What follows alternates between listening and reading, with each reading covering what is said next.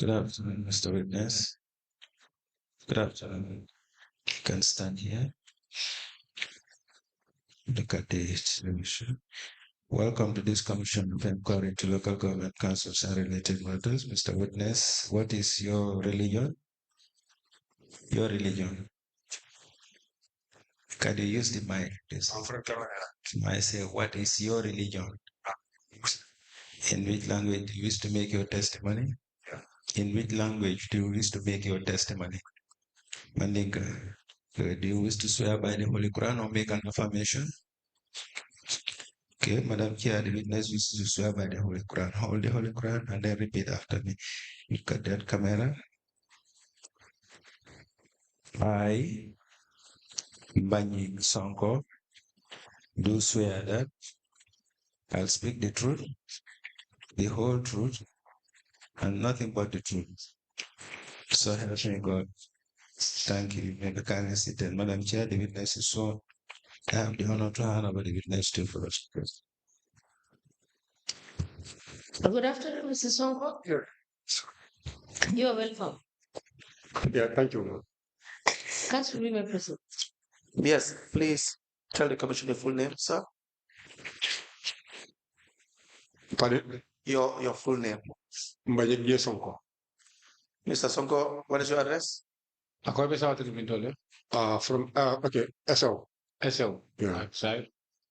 Mr. Gay, I can't hear what you are saying. Ako kami from Gangoy. Okay, but look at the SL. I am from SL working at the Karawan area council.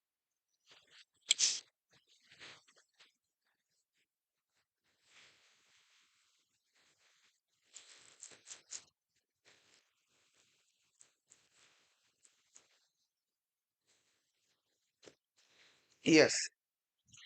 You have been appointed as a revenue collector for Kerawan Area Council. Ako ito tajele na mula lembukan wala area council. Ha. Yes. Do you have your appointment letter and your... I believe we have your appointment letter the last time you appeared. Ha, no appointment at available. Yes, that's correct. Now, at Kerawan Area Council, for how long have you been a revenue collector? Have you ever been promoted before? Ako ilan yung lembukan na kaningoning. Ako fo ina niya la para sola kanya. Ha. Yes. You recall giving a statement to the investigators? Ako fo haklo wa kana ko ina tanu jay statement odi. Ha, nga statement odi. Yes, I do.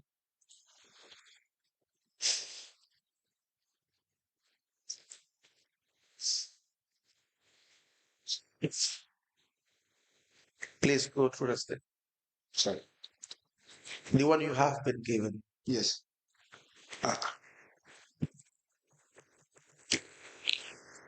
You know the statement. Yes, that's my statement. We apply to turn the statement of the witness into evidence as an exhibit.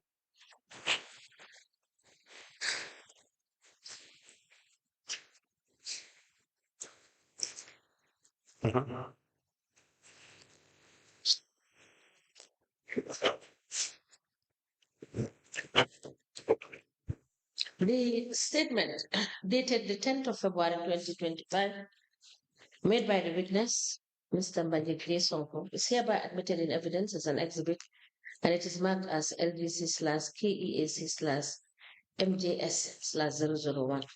As a government places. The Songo in 2010, you were promoted, you said in your statement, to the position of a senior revenue collector. Ako fa wala kala mo alam na yan yung naitali ko 2010 wato yung nila pala sa wala fa purka ke senior collector. Ha. Ha. Yes. And in 2015, you were promoted to account assistant, responsible for assisting the head of the sub-treasury unit at Bar. Ako je fa ng 2015 han sa hindi inatela pala sa wala fa sa kita inata ke assistant treasurer. Ba. Ha, may assistant niya bara. Yes, that's correct. And who was the accounts clerk? Ako jumala ng accounts clerk je. Lamin jame, wala na senior man. Lamin Jame is my senior man. And as an accounts assistant, what was your role? Ako sa ito naman normal ang poti. Ako ito lang dyan po muna. Okay, nka revenue collect. I collect revenue. What kind of revenue? Ako ni ko revenue mong lampu si falo. nka lempo collect I collect revenue. korda lempo That's rates.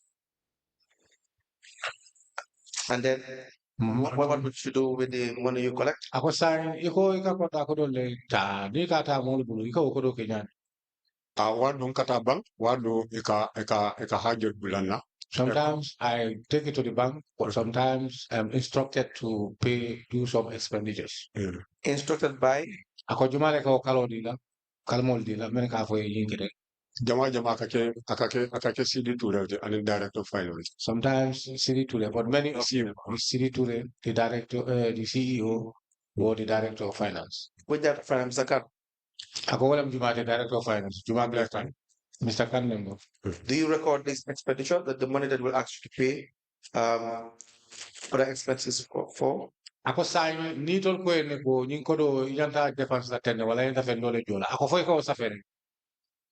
Ha nka safele e bay ni meta son mission la no wala kata. Yes. Kata ni ko ni kam bulala then ka accept ni accept you not receipt bro ya ken cash ko bala. Yes, I do write them. Whenever I'm going for submission, I calculate and I take those things. Even if it's accepted, then I'm issued with a receipt. Which bank would you normally deposit? Ako bank Juma le ko do la dami. Yes. Yes. Okay, trust bank. Trust bank. Just trust bank? Ako trust bank bro. Adama. Ni access bank. And access bank. Ningat bank. If I go to the bank, these are the banks. So it means you hardly go to the bank then? Ako sa amin tako itla ta bank ko kataria. Na bank tab kataria. No, it's not usual. No. It's not often.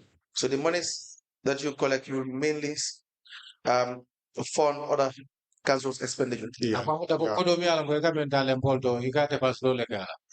Yes. Do you also give money to the director of finance or the CEO? Ako sa ko do ding fo ikado di CEO la bang aning director of finance. No, niambula expenditure lang ka won leke. No, unless if they instructed me to make some expenditures. Have you given them cash before? Ako sa fo itol dung ine man ko do dung ibulo. Memo ko do di ko jaro. No, ko do min di bu ko do di bulle wala inte ko ni ko nyako. Comme ye problème so kerwa. Ko nyako yin ko do kinyana. Yes, I do give them monies. It happens whenever they got a problem at Kerewan, they instruct me to send them some monies, of which I do. Send who? How do you send them money? Sometimes they come, I give it to them. And who is that? The CEO and the director of it? CEO. Yes, sometimes I give it to the CEO. Do you have records with the amount of money you have given? No.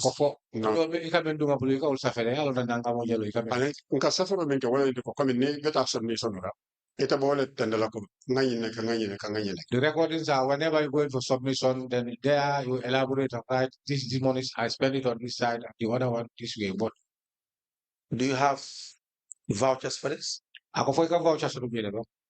Vouchers. Would there be vouchers for this payment? It's like a voucher soldier. They do prepare vouchers. They look at that. They prepare. You see the vouchers that they prepare? If I'm like, What don't call voucher soldier? Come like Nemo another trade like ala trekking ala how to call it? Night allowance. Omar in the voucher of an card you. Sometimes I do see vouchers, but for instance, when somebody is traveling to this area and he is to be paid night allowance, those are the guys I used to see their vouchers. But in most cases, you don't see vouchers. No. You just give out the money. Correct? Do they give you GTR? This is for GTR installed. I need a submission. That is submission. It be fair. Whenever you go for submission, all these monies you collected and all these the monies you spend it on many things, then you explain to them, they write them all and put it in the voucher. In 2022, you have moved to Farafenni subtrade. 2022, they not transfer some of Farafenni subtrade. Yes. Where is that cash? Cash book last I submitted it here since last. The one for the Farafenni sub-treasurer. Ako may Farafenni ta. And the one for is it so? No, it's a Bara. It's a joint. It's a joint cast. It's a joint castle. Now you are still in Farafenni? Ako halos sabi Farafenni. No problem. Yes. Have you been audited by audit department? Ako so audit ko solid na audit leba. I don't know what it is. Yes, they do. Now who gave you receipts? Ako di man ka-restore nila. Director of Finance. Director of Finance. Do you sign the CRBR for this? Yeah. Kung ni ka ko restore ta CRBR ka sign ba? I'm concerned. Yes, I do. Do you have your assessment Ako yung assessment when you're in Bara? kabili ba SO ika assessment be bulim. Kabimbe. Bara. Sa SO. Your revenue assessment. Kaya ila ka yung damo level nila assessment na be bulim. So do you conduct assessment? Ako fulo-fulo kayo ni kami na ako for assessment kaya wala mo kadal high mo dandal be na mo tala kalong ko ginla gin nangam le nyanta jola je wala gin nangam le nyanta tarla wala ko da nangam le bigi wala assessment How actually? ako fo abe bulim. No, what in Bulliam? Because no, them go to jail. No, I don't have it here because I left it at whenever you are transferred, you left it at the place where you left. Will you be able to submit the assessment for Bara and Farafenni too? Ako science, well, assessment on phone says to know about me along ko bana tale mo aning farafenyata. Alkamengino. Barata was to no Bara, but Farafenita will be Farafenita. That of Bara, I think it will be in Bara, but Farafenni, it will be at Farafenni. Okay, we will request that you provide it. Ako milafri puri si wol sa manan mo, yaman. Better. Please write it down. Ako isa sa kano perikatan.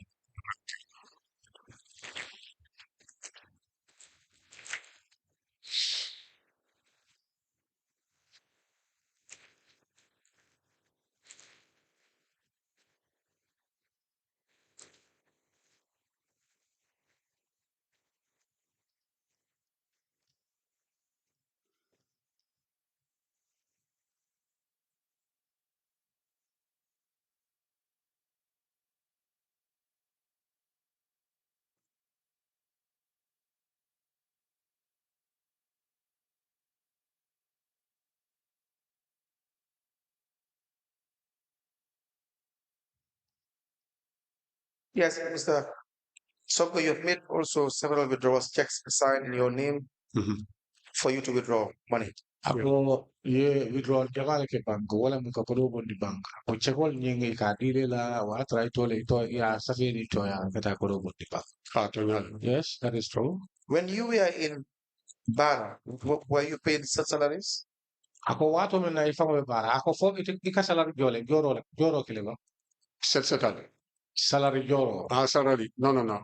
Sub treasury, well responsibility. No, it's Sub treasury officer, well responsibility. sub treasury officer is responsible for salary payment. How about in Farafenni? Ako maybe for company be farafenye. Responsible part of salaries. Yes, part of salaries I'm responsible. Do you have your do you prepare a voucher for this? Or you have any form of record in relation to how you pay the salaries? Ako fo e voucher so dole ko kama bang fo ika safele ika joro Kenya. Near withdrawal. When you do withdrawals, Eka partly the mil mantra bank line. Se call the name list, the near list yejo, then yet I submit. then I'm giving part of the monies for those who are not at the bank. So when they come, I pay for them, then they submit. Do they give you a voucher for this? Ako fo ika voucher dile la. Like a voucher, yeah. Yes, they do. How many people do you pay? How do you pay this? Is it in cash? Ako ika joro Kenya in cash. Very well in cash. How many? Ako mo jalu.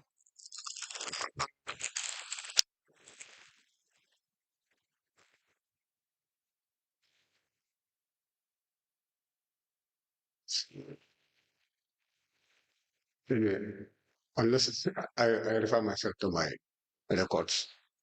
Very well. Yeah, sorry. Where are these records? Ako records only. Iba Farafenni like Yeah, at Farafenni. So we need when were you taken to Farafenni? Is it 2015 you said?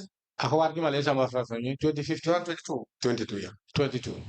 Can we have the records for all the salaries you have paid? Ako fonsi wa record so joro mi alan ko ya Starting from Italy e ubeke. about 2022 kana for sign. From Yes. 22 till now. And Yes. in terms of dollar, because nita nga jore, ndeka submit it to legal. No, I cannot be able to get it because whenever I make payments, I'm done, I submit it to them. So you don't so listening bonding on. I cannot be able to have those lists. But you said it is in Falafel. But I go have a farafenye. And coming from Joe, The people I pay. how well from but the vouchers be in KB more in the office. But what I mean, the vouchers are all taken back to the office. That's okay. Prepare us a list of the individuals that are paid. Ako sayo men kala mulmi ala ko ifong ke jo ibe tol be sa fela ya listo yinda. From the time you have moved to Falafel in 2022, Kabiri tata farafenye wala 2022. 2023 January, Kada for January 2023. Okay. we need the list and the amount. Ako wala mo lafta mo toya anu momo ikajo jendela. And then we'll cross check that with the Director of Finance for the necessary. O kama eba jelan ba jubela le bani finance director la ko fana jubela na hay ma yola ka jube. Very well. Is that okay? Yeah. Ako wo gamra wo sutia. Very well. And these withdrawals, for instance, you have the Access Bank, Guaranteed Trust Bank, Access Bank, Guaranteed Trust Bank, and Trust Bank. Ako Trust Bank, Guaranteed Trust Bank, and Access Bank. Ika ko open in one. Amount you have withdrawn from the Access Bank Ako Access Bank yun nga mo men bon bigay. is 173,000. 173,022 products. 23 23 products. for GT Bank, Ako GT Bank, $42,000, $42,000. and Trust Bank, Trust Bank, $237,833. $237,830. $237,833. $287,230. Let's take it again. 237,000. 287,000. 237,000. $237,833. $833. Yes. What do you do this? Ako jinko do yo do mi dole wala yake munet.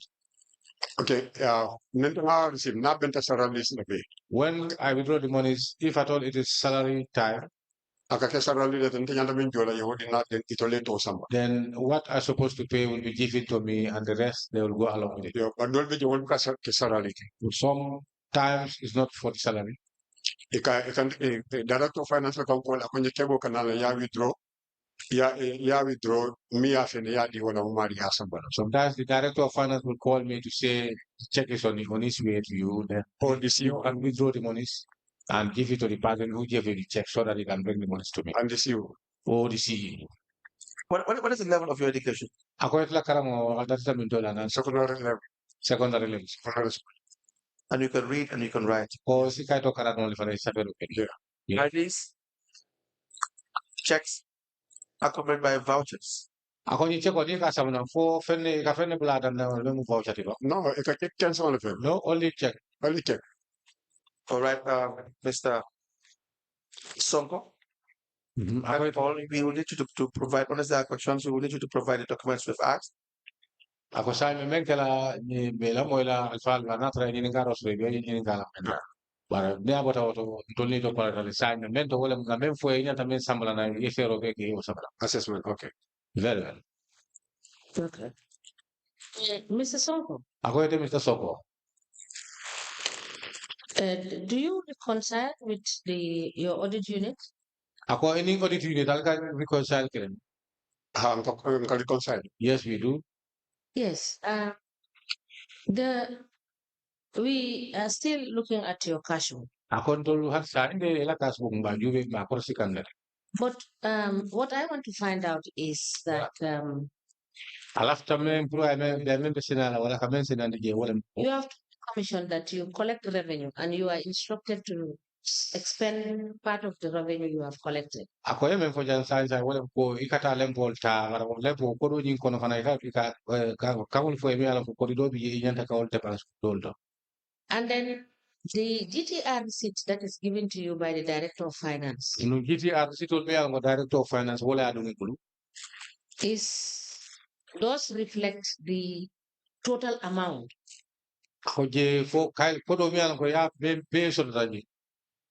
Akaboje le akaitan je no. That is the GTRs that the finance director gives to you. Wala mo risito risito di mi alan ko finance director adila mi alan ko yewle ta ka tamandi ka kodo nyin ta so do mo Ha. Now, how do you do a full and honest reconciliation when the GTR that is given to you is a GTR that is quoting the exact amount you received as revenue and not taking into account the monies you have expended? Because the GTRs that are in the cash book are GTR receipt books that reflect the amounts you have collected, not the monies you have spent. Akoni ajube jere ticket on me alan ko kamen dungi buli ka o ticket on le wa fi ka kodo so. Andum kodo mi alan ko men so ta wo kaita ni ticket do ko nangam le so ta. Ako bar wo ticket o fu wol kaita ndiro ke no le banko ji ko di nangam le dépense na janal bang ay wala bodi ay dépense o ke janal. Ha. Me belon no la nyaata ni. Ha. Ikabila na yemin dépense. Or what the monies that you spend it, Yemin dépense, yemin dépense. the monies that you use or that you don't you want me to Ikawale ked nyokan yebila nyokan ye GTR reset kunta against that the whole amount. yes, then there they'll subtract the amount spent and the one to remain so that they can draft you the whole amount. Oh no. Please listen to him again. Kongela mo ken ken. Can you Ako ila kuma kama yo foko ta kiba. Ila kuma ko sen kam for by Ngamin collect. the monies that we collected Adi nim bankta. and the monies that that we submit at bank, Abeka enter la class bu collect. they are all entered in your cash. Na niya enter jef already. When it is already entered, Yela vouchers yela bu kol beke foy pare. they check all your books until The the amount ya yemin be collect. Ikawale reset kunta ya deal. the whole amount that you collected is the amount that they put in the receipt and give it to you. So now we will be correct to say that the monies you spend are not deducted in what is contained in the GTR receipt. Ako amunta ko sign je may ilafta men ko la wala ko do yemen dépense yemen bondi ya dépense. Ako wo ka hayma ko sa fe no wala ko bondi tiketol to ko do nangam mo men bije kay tan ko nyinne so ta pare nyinne bota ako no. Ako kay tan wo ka sa fe. Ha waka it'll check. Near check for already. No, Mr. Song. Because what you told us just now, that's just what I want to confirm. Ako yemen for your side. That's what is contained in the cash book and in the receipts, in the ETR receipts. The total of what you have collected. Ako ko do be men It's what you is reflected in the GTR receipt that is given to you and attached to your cash book. ko wala ka How much you have expended, not how much they have told you to spend as instruction. Is that not the case? ako fama ke o nyama ite ko do men soto e ko do nangam mo be men soto wala sa fe tiketol bala and wala be sa fe ila bu ko to fana. Ako bare fente je mi ala ko ya tan la ko nyin nangam le soto bare nyin nangam le bondi je ya dépense. Ako ka men dépense ko kay tan je do nga sa fe. Ah, okay. Is that correct? Ako fama ke o nyama.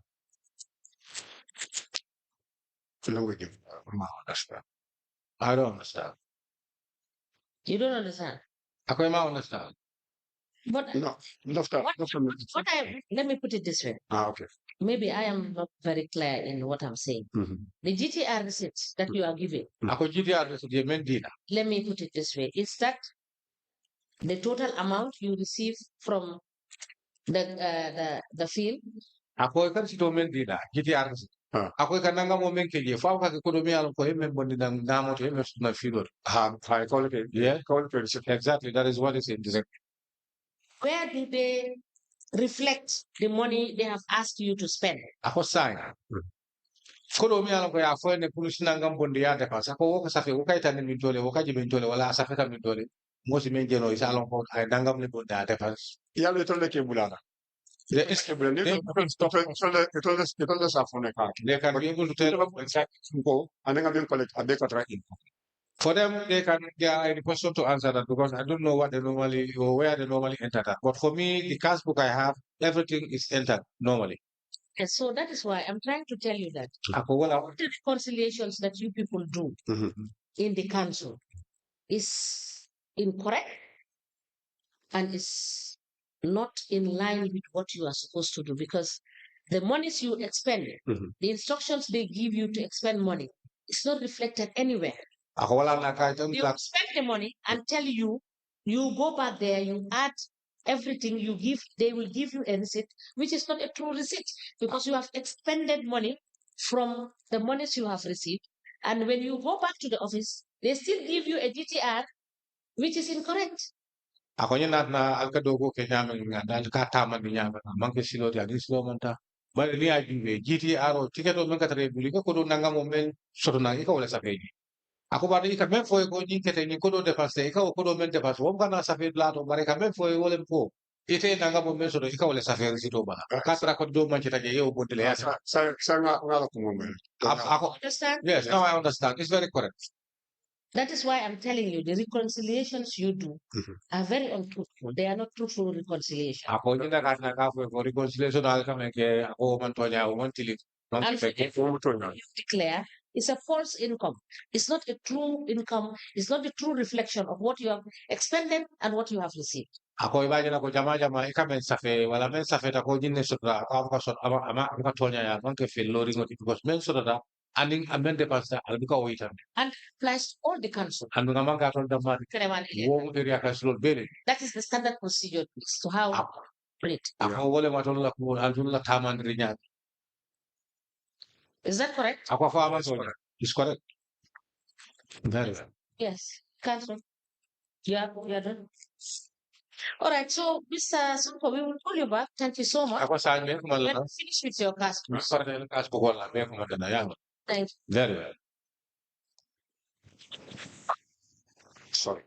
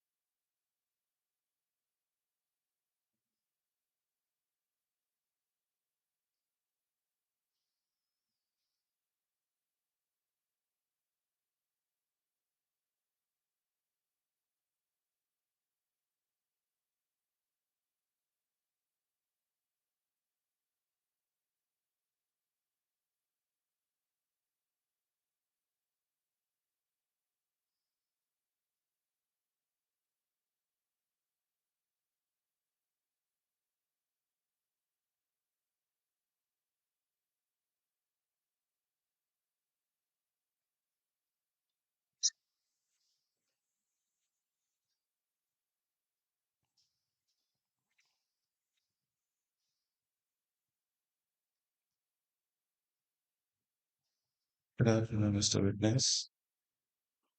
You can place your hand on the table, stand here, and then look at the camera.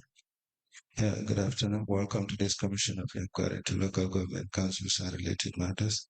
Mr. Witness, what is your religion? Can you speak into the mic? Let me help you. Can you speak into the mic, please? In which language do you wish to make your testimony? In what? But speak into the mic. Look at the way I'm holding the mic. Munanga ko mo tiye mak bi ota ka tiye no se wa ka wa si ko ni de na Yes. Just look at the camera. Don't look at it. Okay. In which language do you wish to make your testimony? Do you wish to swear by the Holy Quran or make an affirmation? Madam Chair, the witness wishes to make an affirmation. You raise your hand and then repeat after me. I, Pa Marnau, do solemnly, sincerely, and truly declare and affirm that the evidence I shall give shall be the truth, the whole truth, and nothing but the truth. Thank you. You may be kindly seated, Madam Chair. The witness is sworn. I have the honor to hand over the witness to proceed. Good afternoon, Mr. Ndao. Good afternoon. You are welcome. Council. Yes. Mr. Dow, what is your mune sa tura sa sanda Pa Omar Ndao? Pa Omar Ndao. Your address? Kirmuguma. You wait for the interpreter. mu ne nga xaar ba ma wax la li like Now, what is your educational background? nee na sa jàngal bi fu mu door ak fan la em sa jàngal bi O level. xoole bu You work for the Kerewan Area Council. nee na yaa ngi liggéey area council Wow. yes Since when? depuis kañ October 99. October 99. 99 You were appointed as a revenue collector. nee na foofa dañ la jëloon mu nee na yow lempu kuy pour ka dem di jëli lem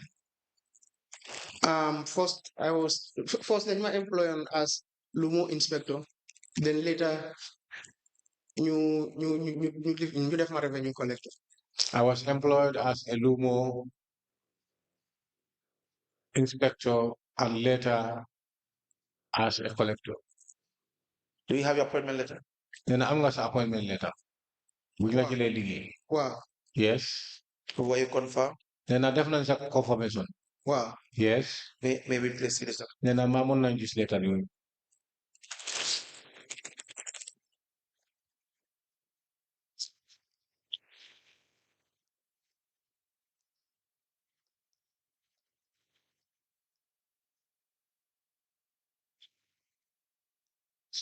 Where are the original documents?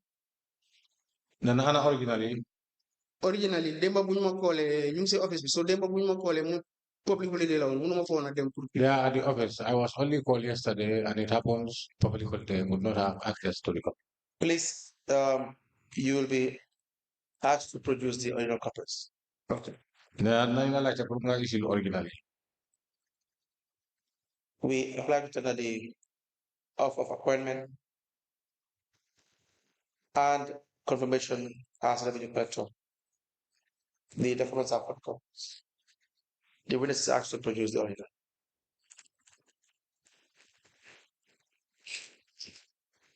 Okay.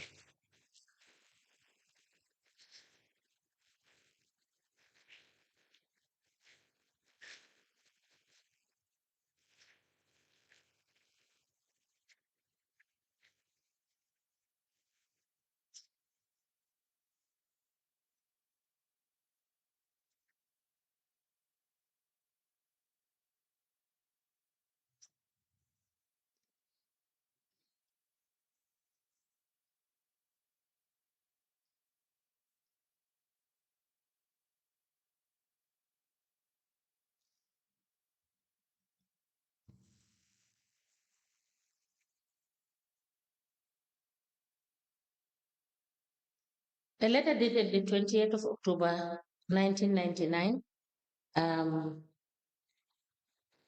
addressed to Omar Pandau with the subject offer of temporal appointment, Inspector Lumo Market and Car Parks. It is signed by the local government officer, Caravan Area Council. It is copied to the Commissioner, NBD, the Treasurer, Caravan Area Council, and a file copy is maintained. The second letter is dated the 8th of April 2002, and it is addressed to Pandau. It has the subject confirmation as revenue collector. It is signed by local government officer, Caravan Area Council. It is copied to the chairman, the treasurer, and a file copy is maintained. These two documents are admitted as exhibit in evidence, and they are marked as LGC/KEAC/PON/001. Ask Commission business. Now, where are your cash books for the period 2018 and 2020? Then ana sa cash books jóge for 2018 ba 2020. I have them.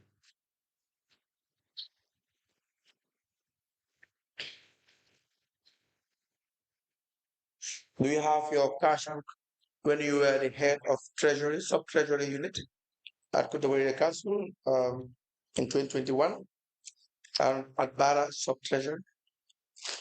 Na bi nga nekkoon Bara sub treasury ana sa cash book boobu.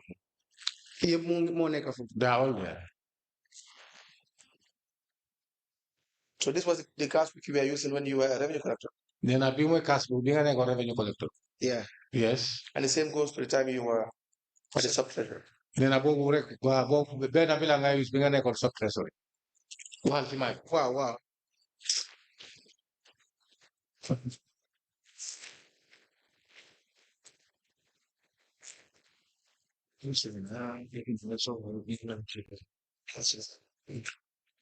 We apply with the two cash books. The first is from 2016 to 2020.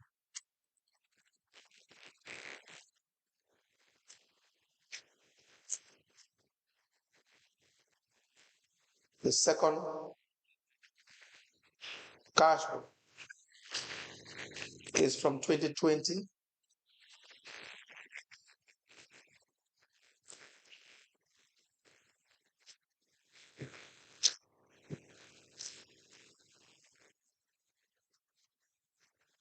to 2023 into evidence as an exhibit.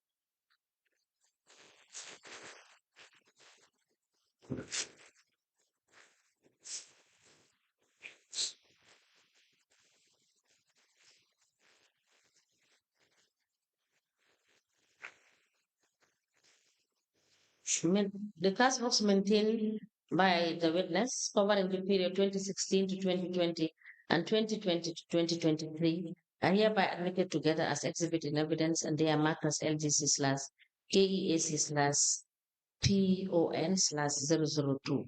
As the commission places. Now, from 2018 to 2020, you were a rate collector. Is that correct? Nena jóge ko 2018 ba 2020 da nga nekkoon rate collector. Wow. Yes. Please speak into the microphone. Lu ma la waxoon waxal ci mic bi nga wàcc kaw. Wow. Increase the volume of your voice. Wow. Nga yokk sa baat.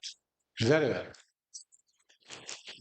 The area or jurisdiction that you are covering in this period is Ilyasa, Kirpate, and Opatunyomi. Is that correct? Nena jamono boobu Ilyasa Kirpate ak Lowa ñoom. Wow. Why never come like the same period like that? Different years. Like between 2018 and 2029, different places you will record postings. Wow. Since 2018 to 2020, I was in a different postings. Yes, but just these three areas Nena ñetti area la ma wax. for the period 2018 to 2020. Mu ne jóge ko 2018 ba 2020. Wow. Where is your assessment for this period? Nena ana sa assessment bi ci at yooyu. Assessment see time boobu noonu comme mostly suñ starté assessment. At that time, whenever we start assessment, Let they use rek. So comme foofu lañ dee def suñ assessment. So suñ demee suñ ko liggéeyee naka suñ ko submité si office bi. Then suñ ko putee into the computer pour génne property list. Ñun duñ dee kibati lifin yooyu duñ dee kibati loolu noonu daal. Because so what we do, lu fa nekk si loolu. assessments, and they send it to the office. When it is submitted, they put it in their laptops. Then from there, we have no other access to it. So now, do you conduct assessment?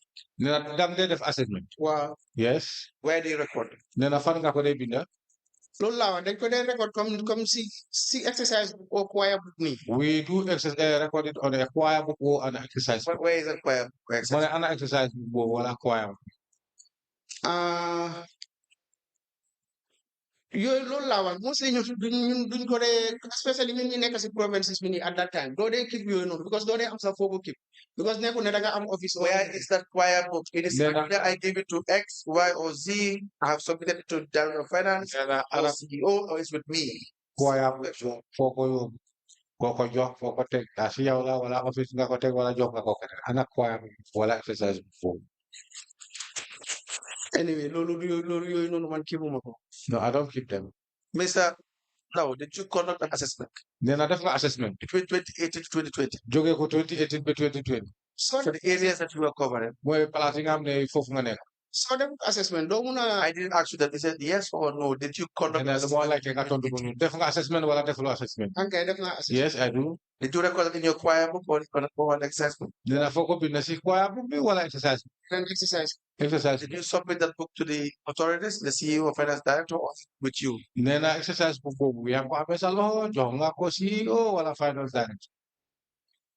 Dañ leen ko day jox ñoom pour list bi ñu dugal ko ci computer. We used to give them producer ñu property list jox ñu ko. so that they can be able to put the list in the computer and produce a list for us. Who did you give it to? Then I come Kokojo, Mostly finance manager bi moom mostly finance manager. Not mostly. Mostly is not definitive. Who did you give your assessment? Then I can Kojo, finance department. finance department. Who in the finance department? Then I can the finance department.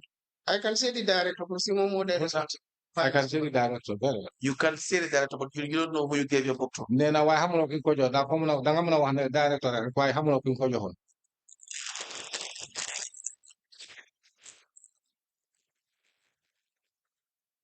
Kii naka la tudd finance department okay namang dafa daan nekk moom lañ ko dee jox. Finance department. Before he became finance manager moom moo daan ko computer bi. Ku nekk finance manager bi léegi. The one in charge with who is the finance manager? Moom moo daan ko daan input si computer bi. Now he was the one who was putting them in the computer. Go back to the area council, get your assessment. We need them.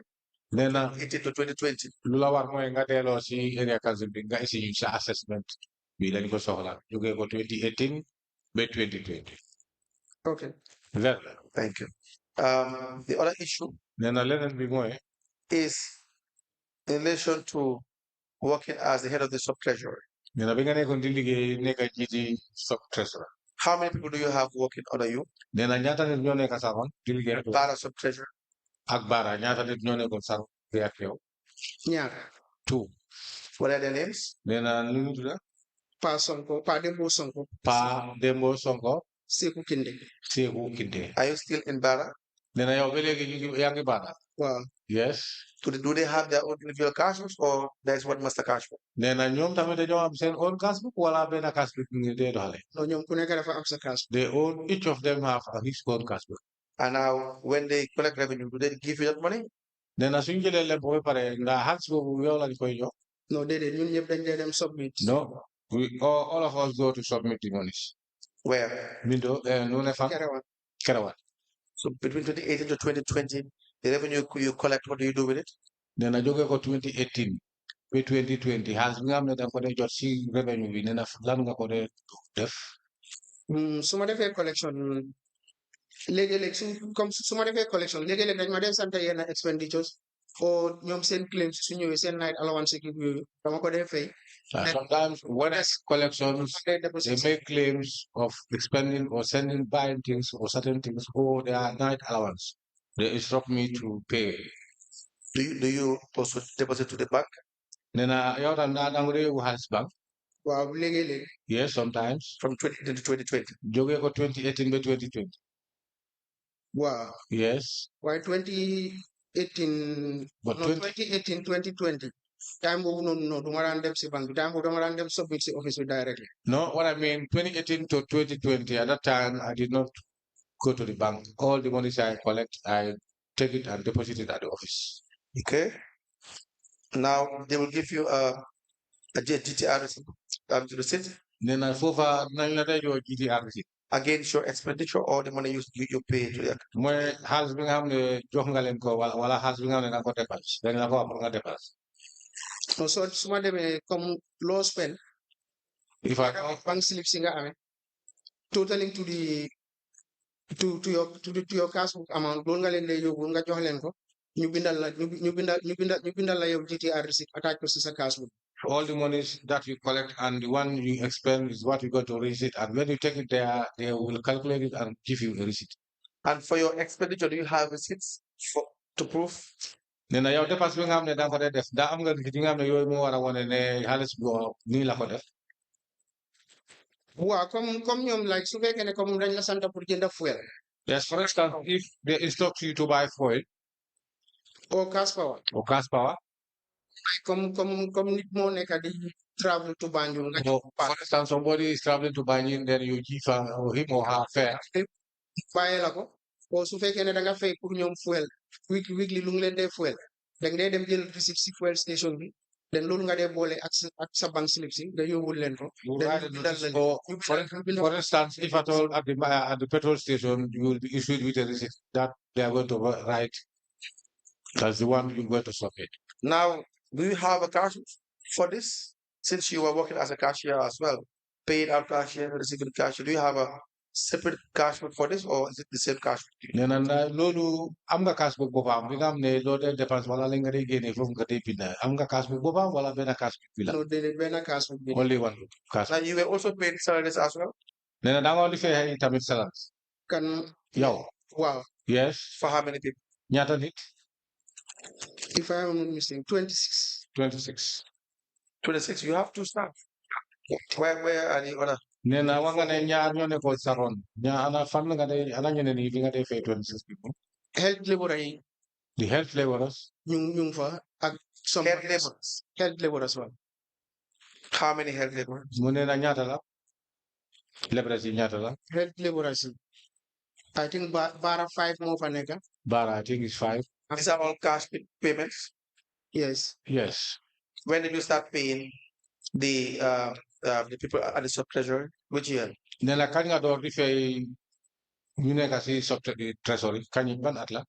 when I bu ma nekkee sub treasury head. when I started sub treasury. Which year was that? nee na ban at la woon. 21 June or 28 June. 2021. Yeah, 2021 June. Do you have the record of the people you have paid at the sub treasury? nee na nit ñi nga xam ne fay nga leen si sub treasury ndax am nga seen record mooy da nga di bind ñi nga fay ak ñaata lañ leen fay. waaw maa ngi am liste. yes I have it. dañ comme office bi dañ la dee yónnee si liste. so liste boobu noonu moom nga dee amee kuñ koo fay mu thumbprint or mu sign. They used to send you a list, so that list you have to follow that. Whoever you pay, you thumbprint and you sign. Do they pay do you pay all of them in person, or do you sometimes pay them through third parties? nee na da nga leen dee jox ñoom seen boppam ñu moom xaalis bi nga dee jox xaalis bi wala daf dee am ñeneen ñi nga dee jox pour ñu yóbbaale xaalis bi kaay. waa comme like court members yi. For instance, the court members. am na comme ñenn ñoo xam ne ni comme dañ la miin nii. And there are certain people who are used. dégg ñu ne la pa wave ma suma xaalis o yónnee ma. Sometimes they will say, wave my money to me or send it to me. especially court members yi because ñoom. Especially fu ñu dëkk dafa sori. the court members where they live it's very far. So how do they sign this? nee na kon ñooñu naka lañ ko dee signé pour wane ne fay nga ne jot nañu seen xaalis. court members yi mostly sax ñoom comme xañ na comme like SEW. For instance, jël si xaalis bi. in SEW. court members yi dañ dee def dañ la ñoom si dis buñ la dee andil dañ fa bulk amount bi lañ fa dee indicate comme like court members yi SEW ak court members yi uppa ñoom so court members yi uppa ñoom ñoom they live in different locations so ñoom mostly dañ la dee call nga yónnee seen xaalis boo ñu ñëw ñoom seen bopp si office bi nga jox leen waaye comme like SEW. For instance, in SEW, they just write a list of call the amount that should be paid to them, and they sign it, then they send the list to you. But different from the Nyomi, because those people in Nyomi, they don't live at one place, so it's very difficult. Sometimes they call me to say, wave this money to me or send it to me. Do you have vouchers for these salary payments? Then I'm going to vouchers. See how it's moving. We got No, they only receive a list. well, I'm going to receipt. Receipt. No vouchers. I'm going to voucher. No vouchers. Then I'm voucher. No. No. The fuel as well, no voucher. Then a fuel vitamin I'm voucher.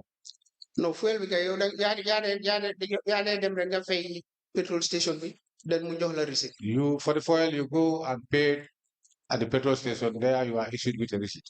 The maintenance of the vehicles as well. You Then also would spend some money for maintenance of vehicles. then a maintenance motor it have go to has good maintenance motor. Yes. And do you have a voucher for this? Then I'm going to vouchers. Do you receive a voucher? no loolu tamit dañ dee fay kooku noonu mécanique bi su fekkee ne am na receipt dan mu jox la receipt su fekkee ne mécanique bi amul receipt dañ la dee wax nga bindal ko claim mu sign then nga lini ko nga Yes, for the mechanic, if at all that mechanic is having receipt to issue, he will issue a receipt to you. But if at all he doesn't have any, then you just write so that he to indicate that he have been paid. Now, when did you start depositing monies to the bank? Then I can door to your hands with bank. bu ma nekkee sub treasury head su comme su fekkee ne expenditure yu ñu ma sant lii nii nag then xaalis bu fa des dama ko dee dem deposit si banque. When I was at the sub treasury head, the monies that are paid to me, if I subtract the one I spend, the remaining one I used to take it to the bank. Which bank do you normally bank? Then a bank has Access bank mostly. Access Bank mostly. Any other bank? Akban Bank. Trust Bank, I'm not quite sure. I'm not quite sure. Trust Bank. Any other? Akban. No, those are the only banks. Those are the banks. Very well.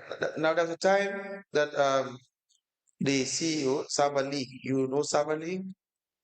Then I'm going somebody. Wow, somebody. Wow. Yes, I do. But before that, you had already said that you had the deposit monies to the bank. Then I work at the bank house with the And the finance director. Bos legally I'm carrying up the CEO more like Sangha wala director of finance. The period that you had to deposit about $80,000 Then I'm not jamming up the deposit on $80,000 to the account of the CEO. C account CEO. Sabat Kelly. Samba LK His personal account. Si konte bopam. Do you recall this? Then I fatale ngalu. Wow, couldn't be a statement with more than 80,000. It was not one time. The person who wrote the statement wrote 80,000. It wasn't. These monies were not deposited at one time. How many times? Then I Two I can remember quite perfectly. No, if I could remember. The first deposit is how much? First binyata alone. Was around 35,000. 35,000. The second? Second? 45. 45,000. Now, what was this? What was the reason Then a lot of for depositing this money to the personal account of the nga jël xaalis bi yóbbu ko bank def ko si compte CEO. Dafa ñëw mu ne dafa dañ defar toogu pour liyam pour residence am. He came and told me that they made chairs for his residence. He came in person? Nee na moom si boppam moo ñëw. Yes. Proceed. So léegi mu ne dafa bëgg a fay pour loolu noonu. Now he told me that he want to pay for those workmanship. Léegi bu doon ma jox ko xaalis. Now he want me to give him money. Ma ne ko xaalis bu em noonu amut fa. I told him that this amount of money was not with me. So léegi after mu ne pour ma wéef ko mu lifin ma seen ko xaalis ma ne ko comme su xaalis comme su ma dajalee lu em noonu ma seen ko.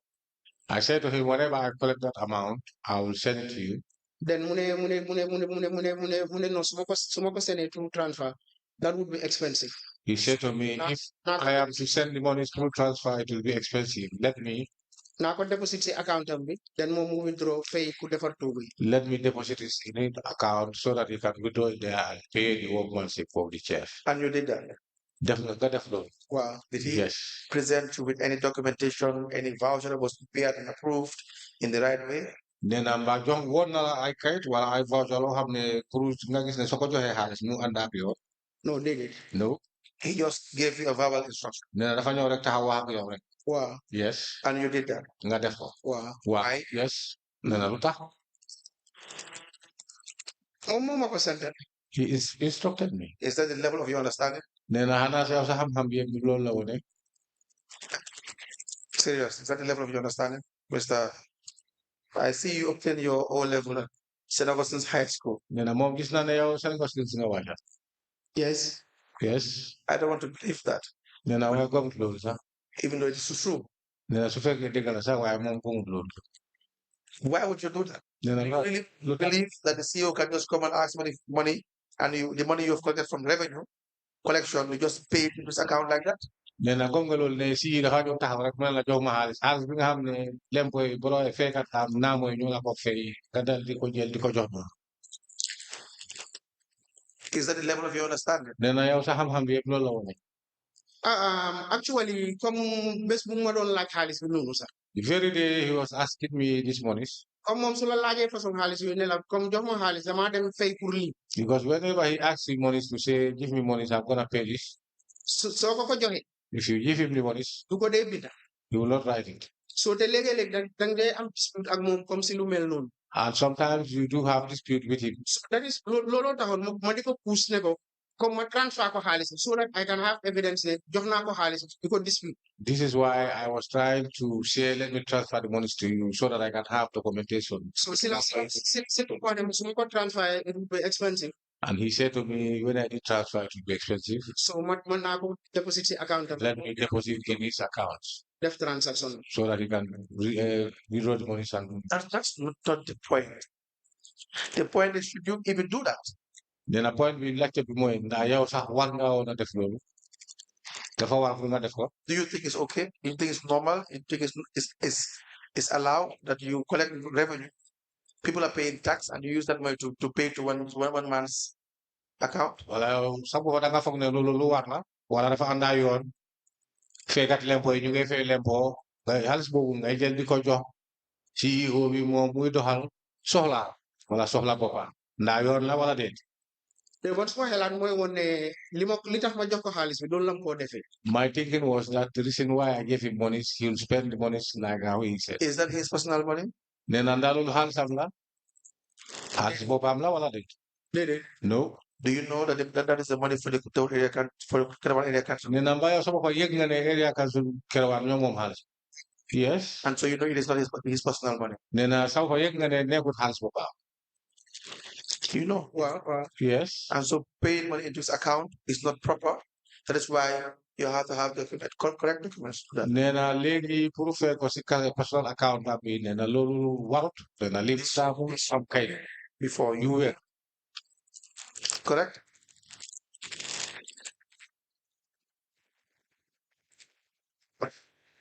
So now answer the question. Living Nagaladu.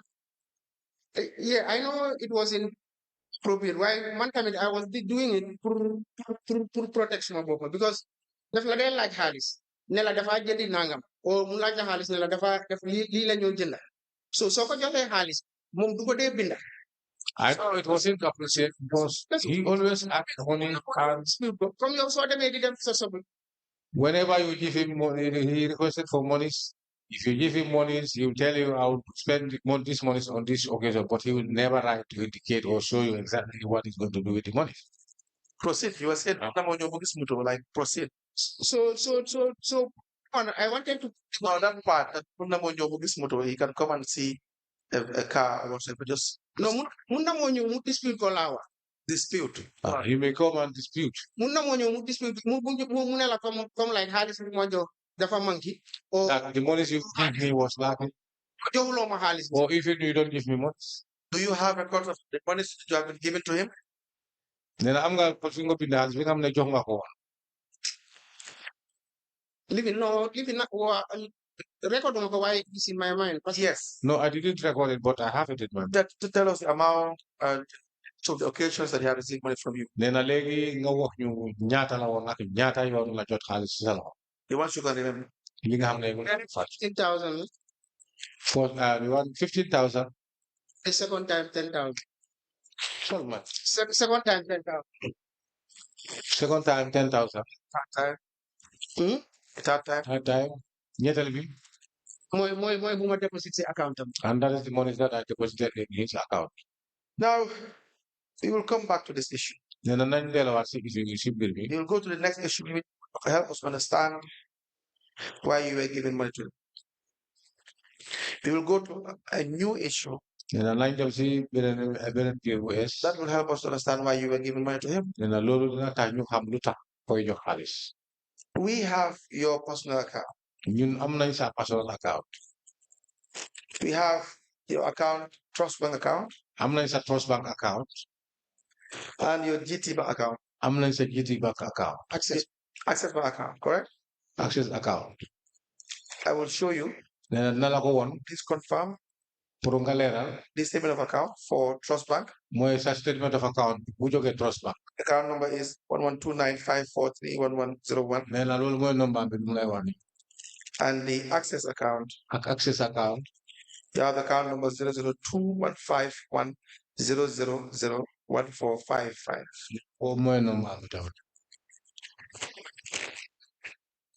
When did you open your trust bank? Nena kañ nga open trust bank? Trust Bank.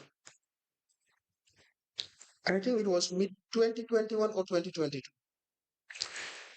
2021 or 2022?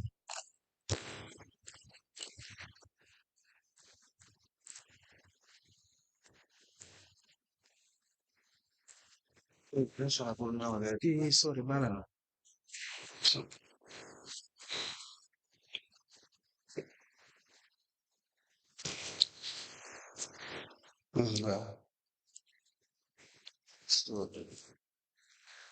Wow. Please go through the two statement of accounts and tell us, or do you have another copy with you?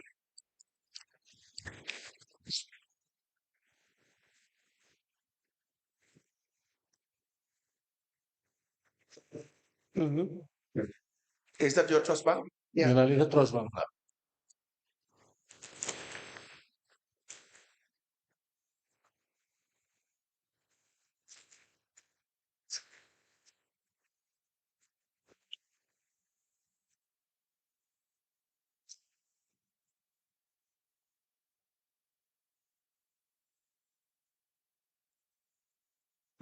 Yeah, wow.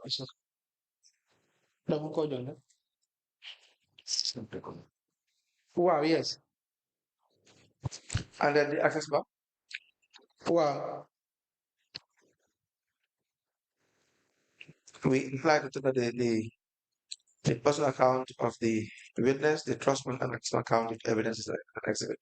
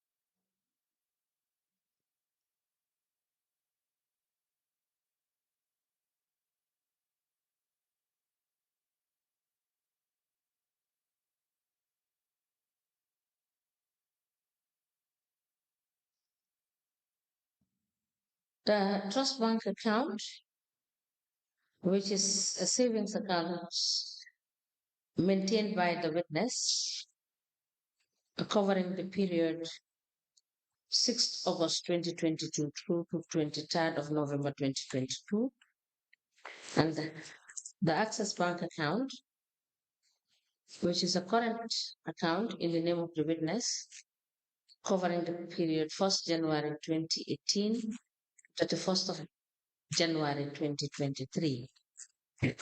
These two accounts are admitted together as exhibit in evidence, and they are marked as LGC/KEAC/PO1/003. Constitution places. Now, do you have any other source of income?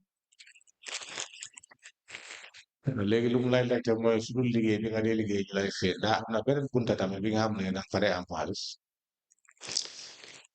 Wow, dama day bay ba pare dama day farming activities dama day def yëpp dama day bay dama day def poultry dama day yar xar tamit di jaay. I am a farmer. I do cultivation. I rear animals. I have poultry. Mr. No, you have a farm. Nena am nga tool. Where? Nena fan. You can verify this. So the information you'll be providing, everything has to be verified. Nena lépp loo xam ne wax nga ko fii dañoo nena. We'll send the investigators with you. Nena nañ la yow jox ay We verify investigators. information without asking you. Seet loolu tam mu la laajte. Now let's start. You have a farm? Nena lañ door am nga tool. Wow. What is the size of your farm? Nena lan mooy size am. 325 by 125. 325 by 125. When did you get that? Nena fan nga ko am. Suma gannaaw kër Mbuguma. Waxal ci kaw ñu dégg la. Suma gannaaw kër Mbuguma. Behind our village Buguma. How did you get this? Nena naka nga ko amee woon. Tooli suma pala dama fekk mu ko bay man tam ma continuer di fa bay. It's my father's farm. I found him farming there and I inherited. When did you start the farming? Nena farming door farming me. Man since age 8. Since Since age 8. since 88. Yeah, since 1979 buñ toxoo Mbuguma ba léegi dama dee bay. Since 1979 till date, I'm farming. Sir, how old were you in 1979? Nena 79 nyata boba yo sama gai. maa ngi woon 6 years waaye depuis time boobu laa dem ndekki si suñ tool suñ kër gi fu am tool maa I was 6 years old at the time, but I went back to stay with them at the. You started farming 6 years old. Then dama daan dem tool àndaa suma yaay. yes, I do farm. I accompany my mother to the farm. So you have been a farmer since 1979. Yes. Then I come down and go back at the 79. Yes. Now, when did you start farming? When you were the owner of the farm? Then a legi purmune kaya ya mom told me kan ka do kadi be ngam le legi yaw sa bopa kay be. dama daan am suma tool boppa bu ma dem school sax bu suma pa gaañoo tamit man maa continuer di bay. I used to have my own farm when I was going to school, and when my father demised, it happens. I go ahead, I continue farming. With this farm that you have, you having your own farm, Mr. Now, when was this? Then a legi puru yaw am sa toli bopa. Legi kan yaw. I can say 1990, 1991, 1990, 1991. Very well. What do you farm? Then a langa de be ma day bay gerte ak dugub yëpp. groundnut, couscous. Now, can you give us account of the money you have made from farming? Nena mom legi mun nga ñu leral wala wax ñu ñaata nga dé ak ci xaalis si sa mbéy bi.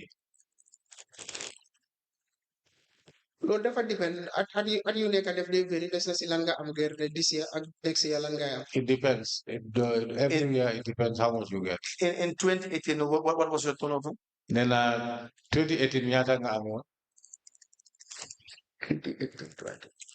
Yes. What was your turnover in 2018? Comme si xaalis. Wow. Let's say about 20 something thousand. 20 something thousand. In the year. Si at mi. Very well.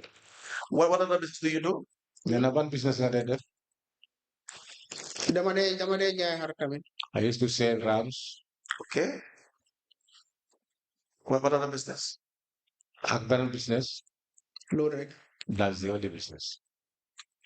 In 2018, do you know how much you've made from farming and selling this? Nena 2018 ba mun nga fatale bu ñaata nga jotoon ci xaalis si béy mi ak jaay jur yi. Comme business xar bi I started it maa ngi ko start 2013 I started ram business in the year 2013. with $30,000. $30,000. Mr. Now, you have made several deposits into your account. Nena dugal nga xaalis bu bëri si sa account sa compte bi. The Access Bank account. Access Bank account. Well, Yes. The total of your deposits from 2018 to 2023 Nena soo seetee jóge ko 2018 ba 2023 xaalis bi nga xam ne dugal nga ko si Access Bank. is about $781,200. $781,200. $200. Where do you get this money? Nena xaalis bi foo ko amee woon. te loolu yëpp nekkul suma xaalis because léegi-léegi tamit comme nit def dee bugg a jox nit xaalis mu transfer ko man suma account. That is not all. That is not all my money. Sometimes it happens that somebody want to give These are monies you personally deposit. and send it to my account. Nena lii xaalis boo xam ne yow sa boppa wala sa loxo yaa ko dugal si bank. Only 2018 or this period 2018 to 2020. Yes. 2018 to 2023. 3. 2018 to 2023. waaw xaalis boobu la dee nekk. Xaalis boobu. xaalis. I don't understand. I don't understand.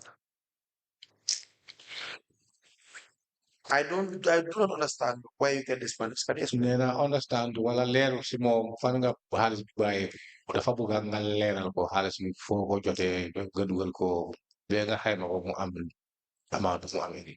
loolu la xaalis boobu noonu suma xaalis yi comme lu ma dee am si suma tool yi This lu ma money dee am si suma xarit ak man personally léegi-léeg some of the times time boobu noonu awma account suma salary du ma ko dee receive through the bank dama ko suma ko jotee suma salary dama dee deposit some of my money in that. these are monies from my farm, from my business, and at that time I did not my monies I didn't have current account.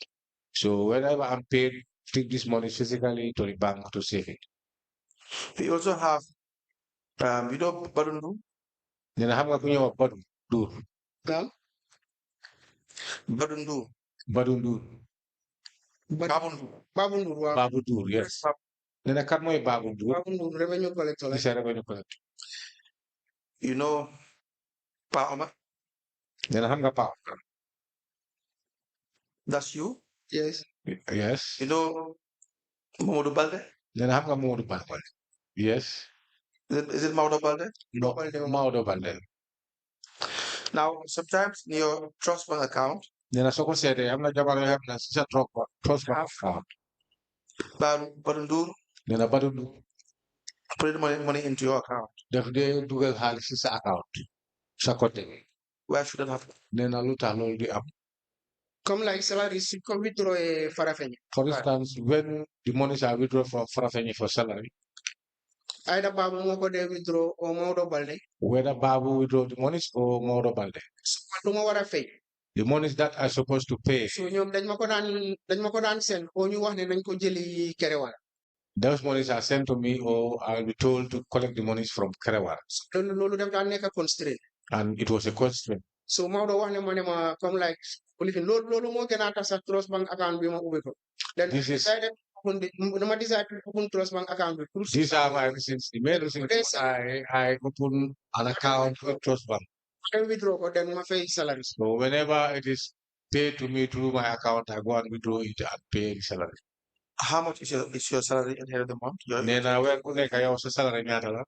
Du man suma salary rek salary comme ñu ma dee fay si sub treasury. It's not my salary, it's the salary that I paid when I was at the So how much do you pay a month? Then I nyata ngade face you. Léegi-léeg daf dee very daf dee like 86 85 or 86,000. It varies. 3 times daf dee dem ba 100 and 85, 86, but sometimes it goes to 100. How much is your salary at the end? And then yaw sa bopa nyata mo isa salary mo. Wala ben. now or léegi nii Right now, When you were the head of the in Yeah. 20, let's start with 2020 22. then at 2022, 8,000 some dollars is 10,000 some dollars. 2023, 2023, 2023 then it was around 9,000 some dollars exactly. 9,000 some dollars.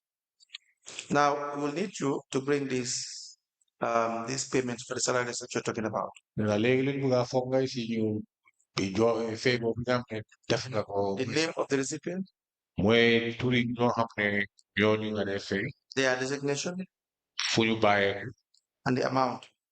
nag ñaata la. We will need that. So please write that down. nee na nga binde ko turi ñooñu lu ñooy liggéey ak ñaata la dee jot.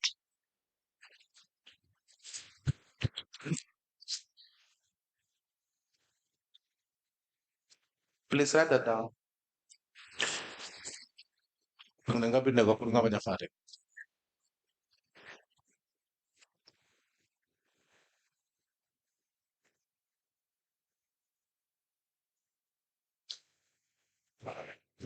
Yes. So we'll give you a date. We will give you a date dinañ la jox bés so that you come back soo ñëwaatee with the information regarding your salary.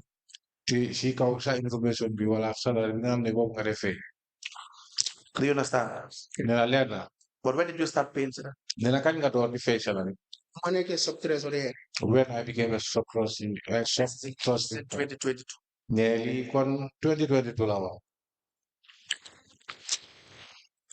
Do you have your promotion letter or your letter of transfer? nee na am nga promotion letter wala letter bi wone ne dañ la toxal léegi jóge ko fële ba fële. waaw yes. Do you have it here with you? nee na am nga ko fa. please also produce the letter as well. nee na leetar boobu tamit nga bind ko yëpp nañ la wax nga bind ko si kayit pour nga bañ a fàtte. Any questions?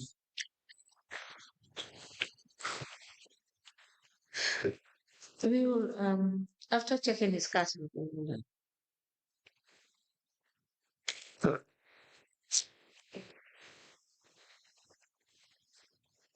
is that all for him? Yes, that's all for the witness. If there are questions, So he will come back next. He will come back on Monday. yes. So thank you, Mr. Now. You will be back on Monday and bring the documents that you've been asked to bring, and every other evidence that you've been asked with in relation to the payments that you've been making and the payments that you have been asked to do by your CEO.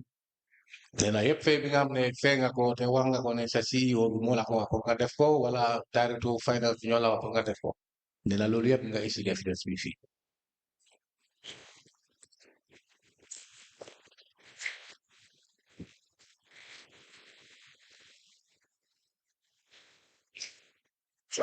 Relax.